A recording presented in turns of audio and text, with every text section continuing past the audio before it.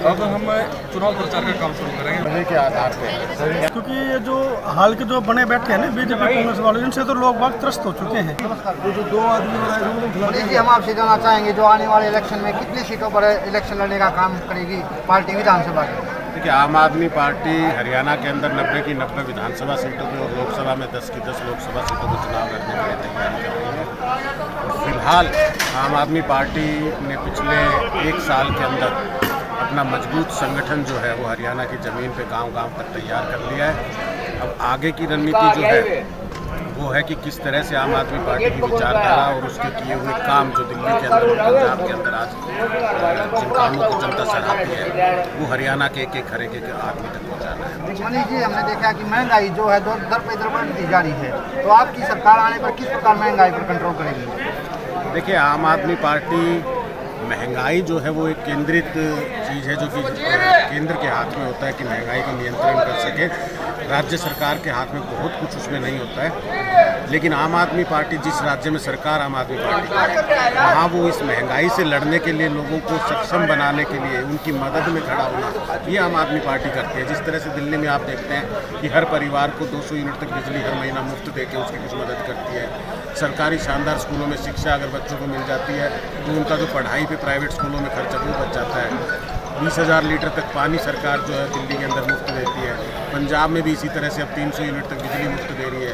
किसानों के लिए जिस तरह से पंजाब में खड़ी रही सरकार, तो उनका जो निवेश था, जो नुकसान हो गया था, उससे वो कहीं उभर पाए, उनका जीवन यापन करना आसान हुआ। तो आज के इस महंगाई के दौर में अगर कोई पार्टी जनता के प्रति अपना धर्म निभाती है तो वो आम आदमी पार्टी। जैसा कि मनीष भाई संदीप पाठक जी ने बताया कि जो 21 सदस्यीय कमेटी बनाई जाएगी प्रत्येक जिले, प्रत्येक वार्ड, प्रत्येक गाँव में, तो किस प्रकार ये कमेटी बनाई जाएगी और क्या कुछ इसकी कार्य? आम आदमी पार्टी ने परिवार जोड़ो अभियान चलाया, 1 महीने तक ये अभियान चला और उस अभियान के तहत हमारे कार्यकर्ताओं ने गांव-गांव में जाके 21 सदस्यीय कमेटी बना दी है। आज हरियाणा के लगभग जो 8,000 यूनिट है जिसमें गांव वार्ड सम्मिलित है, उन सभी गांवों में 21 सदस्यीय कमेटी आम आदमी पार्टी ने बना ली है।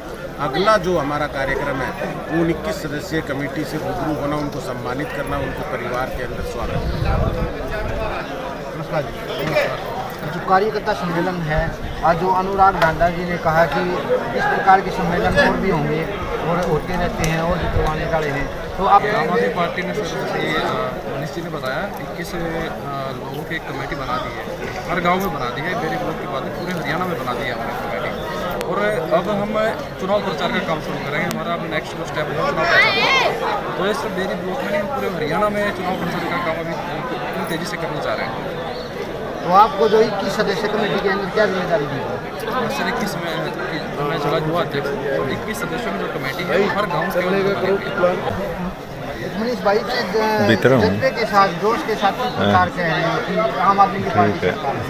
ठीक है कि आम आदमी पार्टी की सरकार जिस तरह से पंजाब के अंदर और दिल्ली के अंदर आम जनता जब चुनाव लड़ना शुरू कर देती है, अपनी ज़रूरतों के, अपने हकों के लिए, अपने अधिकारों के लिए लड़ना शुरू करती है, तो इस तरह के परिवर्तन देखे जाते हैं। इस बार के इलेक्शन में सीटों का बंटवारा किस प्रकार होगा?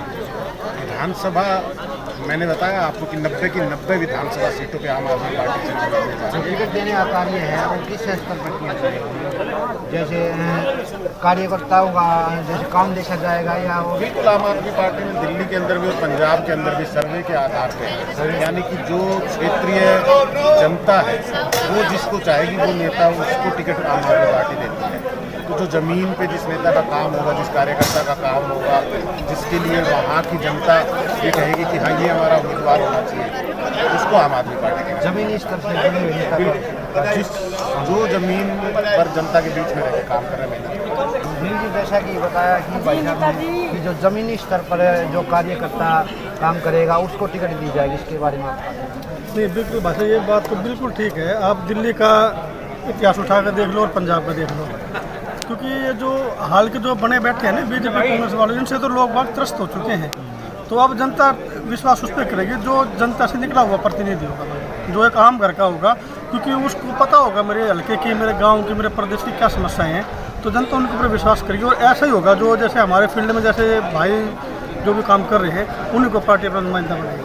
आज ये जो कार्यकर्ता सम्मेलन था इसमें जो 21 स्तरीय कमेटी के बारे में बात हो रही थी, क्या बातें थी इसकी? मतलब जिला स्तर पर बनाई जाएगी या ब्लॉक स्तर पर? सर ये तो कमेटी हमारी बन चुकी है, हर गांव की 21 जो सदस्य उसकी कमेटियाँ बन चुकी है। हर गांव में 21 आदमी लिए जा यस रहे सर, हैं। बिल्कुल। उनके ऊपर एक सेक्रेटरी और 20 उसके साथ काम करने वाले, तो टोटल 21 एक गाँव से वो कमेटियाँ हमारी बन चुकी है। तो ये हर गांव से 21 आदमी लिए जाएंगे? बिल्कुल सर। और 21 आदमी ही उस गांव में कार्य करेंगे? बिल्कुल नहीं, काम तो और ज़्यादा भी कर सकते हैं, लेकिन एक टीम है जो मतलब गांव की 21 आदमियों की, जो भाई आगे कोई भी पदाधिकारी कोई प्रोग्राम होता है उसका सारा काम कराने की जिम्मेवारी उस कमेटी की होगी। ये जो काम करना आज ये जो कार्यकर्ता इसके बारे में सम्मेलन था, इसके बारे में क्या कहना चाहोगे? सर बहुत अच्छा सम्मेलन है, हमारे को अच्छे आगे जो हम काम करना उनके हमारे दिशा निर्देश दिए हैं।